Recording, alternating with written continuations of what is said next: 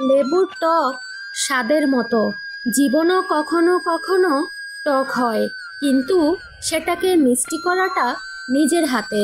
Hello everyone, আসসালামু আলাইকুম, welcome to my channel Nazmin blog. তো আজকে সকাল সকাল চলে আসলাম তোমাদের মাঝে ছোট্ট একটা মিনি ব্লগ শেয়ার করতে। অনেকেই হয়তোবা আমার এই লেবু গাছটা দেখেই চিনতে পারছো। হ্যাঁ, এটা সেই লেবু গাছ যেটা গত বছরের আগের বছর প্রচুর লেবু হয়েছিল। তোমরা দেখেছো, আমরা নিজেরাও খেয়েছি এবং পাশের বাড়ির এলাকার অনেক মানুষকেও দিয়েছি, এবং হাট থেকে মানুষ এসে আমাদের বাসা থেকে এই লেবুগুলো নিয়ে গেছে বিক্রি করার জন্য।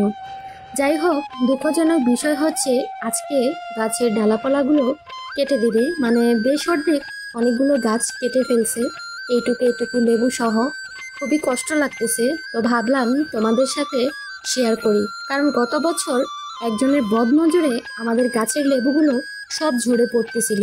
আর যিনি গাছ কাটতেছে উনি হচ্ছে পাশের বাড়ি মামা। উনি বলল ডালাপালা কেটে দিলে নাকি আবারও লেবু সুন্দর মতোই হবে। যাই হোক, ওনার কথায় একটু গাছের ডালাপালা ছেটে দিলাম।